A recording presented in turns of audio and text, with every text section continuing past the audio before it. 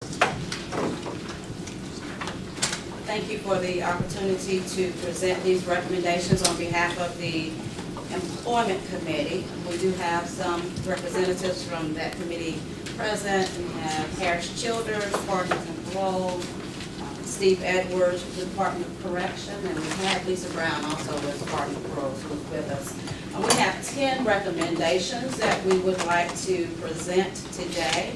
I'm going to move through them fairly quickly. We have added some assets for each of these recommendations. We're looking at 5 of our targets for change, and we realized that as we were doing this work that the departments are already doing some great work, so we did want to include the assets that are already in place, and these are by no means all of the programs that are available. I have also included as an attachment the names of the committee members and persons who served on our work group, so that you can see that we have extensive agency involvement, and our committee members have been hard at work to prepare these recommendations for you. Our target for change 2.7 is education. The goal is to teach returning citizens educational competencies. And when we looked at this particular target for change, we wanted to focus on the capacity issue. And we looked at the limited opportunity to receive educational credentials, and that could be a GED or it could be a high school diploma under this particular target for change. And we also looked at what we call the dispositional barriers, and those are those internal things that keep a returning citizen from desiring to participate in educational programming. Based on those barriers, our recommendations are to provide the resources for the Department of Corrections to increase the number of GEDs or diplomas awarded in prison. And number 2 is to support the Department of Corrections as they conduct further inquiry regarding mandatory participation in educational programming. These 2 recommendations are not an effort to get ahead of the Department of Corrections, but we wanted to show that we support the work that we're doing, and these are really broad and visionary recommendations as they pertain to education. Any questions concerning the recommendations 1 and 2? All in favor? Aye. Any opposed? Aye. They will be included. Thank you. Target for change 2.8, technical training. The goal is to teach returning citizens functional technical competencies based on the employment market demand and public safety requirements. Our barriers are again the capacity issue. There's limited space in the technical and OJT programming. And the additional barrier is that in order to receive certification or a technical college degree, a student must have a high school diploma or a GED.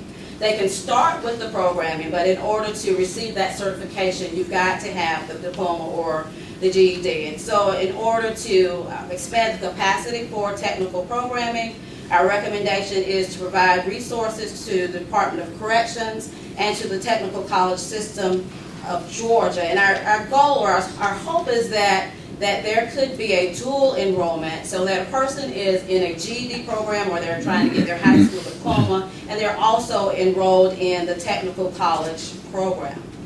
So our recommendation on number 3 is that the resources that are necessary are going to be provided to the Department of Corrections and to the technical college system of Georgia. Questions concerning recommendation 3? All in favor? Aye. Aye. Any opposed? Moving right along. All right, thank you. That is passed. Target for change 3.4 focuses on working with potential employers. We've listed again several of the assets that are in place, and I will say that we've worked a lot with the Department of Labor, with workforce development. We've also had some conversations with Voc Rehab, and they have been really critical. Those conversations have been really critical in determining what our recommendations would be in this area. We recognize that there are several barriers for employment, and some of those regard how we work together as state agencies, not just on the state level but also on the local level. We found that there were several programs that are available on the local level for that are provided by the state agencies, but that the procedures were not aligned. So one of the things that we want to do, and we've already started making some phone calls, is to meet with the agency representatives who are doing work regarding employment on the local level, and to work with them to align the processes. Because you can go to the Department of Labor, and they might say, well, before you can come to us, you need to go to another agency first. And so we want to make it easier for the returning citizen to access those resources. We also found that working with returning citizens, especially the ones that are GAPRI returning citizens, that they a lot of time need extensive assistance when it comes to job readiness, training, when it comes to career development. And in order to ensure that we're giving them the assistance that they need, to ensure that we're making them as attractive to potential employers. A lot of times we sit around the table and we talk about what the employers would want, what the challenges are that the employers are facing. And so in order to engage private employers, we wanted to make a recommendation regarding how to increase the capacity when it comes to employment opportunities. So our recommendations for this section, number 4, is to convene working groups on the local level to coordinate and align processes of agencies that provide employment-related services to returning citizens. Recommendation number 5 would be that we would appoint a statewide board or some type of roundtable that's comprised of private employers to create a dialogue concerning the obstacles they're facing, policy changes that they might suggest, and best practices that they have found to be related to hiring and retention. Go ahead and go through all of the recommendations. Okay, recommendation number 6 is to create a work opportunity tax credit to incentivize the employment of returning citizens. Recommendation number 7 is to hire employment coordinators in the existing pilot sites that would assist with prison in-reach, assist with capacity building with private employers and with nonprofit employers, who would work with local agencies to help prepare, especially our GAPRI returning citizens who are going to be, who will need a lot of specialized attention when it comes to employment. So those are the recommendations for that particular part of the change. Am I correct that you all are continuing to work on other areas for recommendations for this target of change relative to maybe looking at giving prior learning assessment credits under the for prison work, detail work that has been completed by inmates, is that correct? That's correct. Continuing to explore that. You're also continuing to look at licensing boards in Georgia and licensure issues for returning citizens, and maybe kind of exploring what possibilities might exist to rework or amend some of the policies that are currently in place. That's correct. With respect to then recommendations 4, 5, and 6, let me ask you a question about 6, and I'll defer to the wisdom of the full council. It currently reads, create a state work opportunity tax credit to incentivize the employment of returning citizens, and I think that's very important. But I'm not sure that we want to recommend that that be created, but rather that that be explored and developed. I'm not sure what the parameters are with respect to what that might cost. I think that it would probably be wise for this council not to make such a specific recommendation about the fact, about a concept that ought to be implemented without us doing the due diligence and looking at all of the cost barriers. Laudable in its intent, and I think very worthwhile to include in our recommendations. I would simply suggest that we amend by taking the word create out and amending it by either adding the word research or exploring state opportunities for tax credits to incentivize the employment of returning citizens.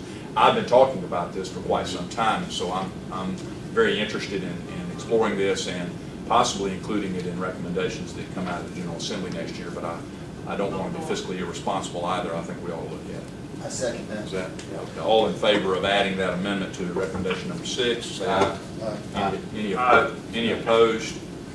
All right, now, in light of that amendment as amended, recommendations 4, 5, 6, and 7, all in favor of adding those recommendations? I got a question. Yes, sir. Recommendation 7. Yes, sir. What's the difference between an employment coordinator and a community coordinator? I mean, from my understanding, it seems like the functionality overlaps a lot between what the community coordinator was tasked with originally and what the employment coordinator is being asked to do. It would overlap in the same way the community coordinator's responsibilities overlap with the housing coordinator. And the difference is that the community coordinator is responsible for several areas. It would include employment, housing, substance abuse, mental health, and there are a lot of areas that they're focusing on. But they're not able to specifically look at employment. When you're looking at the capacity issues, when you're looking at the increased work that you have to do with the GAPRI returning citizens. And we started our prison in-reach, and my first meeting with a guy, he had tattoos on his eyebrow, and they were gang-related. He told me he had never had a job in his life. He was 22 years old. He had been in prison for 4 years. All he knew was street life. And so I think a lot of times when we look at employment, we're looking at the cream of the crop. It's difficult enough to get employers to hire returning citizens, and now we're asking them to hire the ones who are at the highest risk. And so how do we change our approach? How do we change our culture? How do we deal with the stigma? How do we deal with the realities of the difficulty in hiring this specific part of the population? If I could just ask you, my understanding in looking at this is addressing prison reach-in advance of them coming back to the community. My understanding was that this will be similar to what we applied for on one of our grant proposals where we talked about hiring this type of employee to go and do prison reach-in maybe 90 days or 6 months in advance, which wouldn't necessarily be, the community coordinator wouldn't necessarily have the opportunity to provide that much time in the prison. They would be more focused on that individual community. Am I wrong in that distinction? You're correct, but we've also included this same recommendation under another target for change. So it's at the beginning of the process, and then it's even after release as well. Okay. I think one thing to remember when you're talking about the responsibilities of the community coordinator is responsible for coordinating this entire local GAPRI and all the moving parts that make up that local council. And quite frankly, it's a huge lift for one person to try to do that, especially when you get into the larger communities. When we're talking about Atlanta, where you have hundreds of returning citizens coming back as GAPRI, and this community coordinator is responsible for coordinating all of those efforts. To have additional bodies focusing specifically on employment, specifically on housing, to be able to make that a priority in dealing with those employers and preparing these return citizens coming out, I think would be an important. And quite frankly, I don't think there's a recommendation from the committee where this person is housed. It may be in the Department of Labor, it may be in Workforce Development, but it needs to be somebody that has that very specific skill set in employment for that position. Thank you, Jay. Any additional questions, amendments? I will comment with respect to recommendation number 4 relative to convening working groups. That's not novel, and in fact, many states are doing that. Many agencies are doing that across the United States. I had a conference call yesterday. The Council on State Governments is doing this. The real collaborative effort that's needed to reach out to the public and private employers to determine from their perspective what barriers are in place. It's very important, I think, that be indeed a collaborative effort, and that we're very diligent but deliberate in the makeup and be very inclusive to ensure that a nice cross-section of the community is included in these working groups. I think they will help us with information that we can use in future years relative to recommendations we'll be making. With that, I have a motion to approve recommendations 4, 5, 6 as amended, and 7. All in favor, that they be included in the report, please say aye. Any oppo- Aye. Any opposed? They are all going to be included. Thank you. I'm going to skip over target for change 3.5, which includes the same recommendation, and go to target for change 3.6, Yeah. identification and benefits. The recommendations are number 8, lift the lifetime food ban on individuals convicted of drug felonies. 9, provide resources to purchase and mobilize a DDS mobile unit to process IDs at prisons. And 10, to implement a policy requiring DDS to provide state agencies with a discount on state IDs that's comparable to the discount that's provided for nonprofit organizations. Questions? That's 8, 9, and 10. Yes, sir.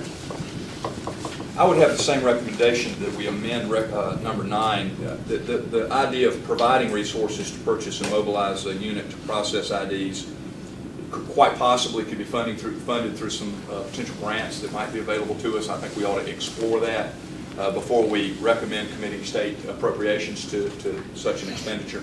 The idea is very important, I think, and quite doable.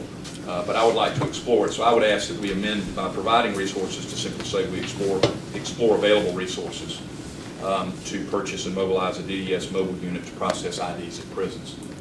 Just a question, Yes, do sir. those mobile units still exist now and are used in other places? Do we know? Mr. Dozier, what's your experience on that? There's an old dilapidated one that's not up and running at this time. I believe the agency is considering what availability there is for future plans in this area, but I cannot answer what they're currently doing. But the existing one is not operational. And it could be used in a variety of fashions, not just here. But I think the cost of that is something we just need to explore. There's likely funding available.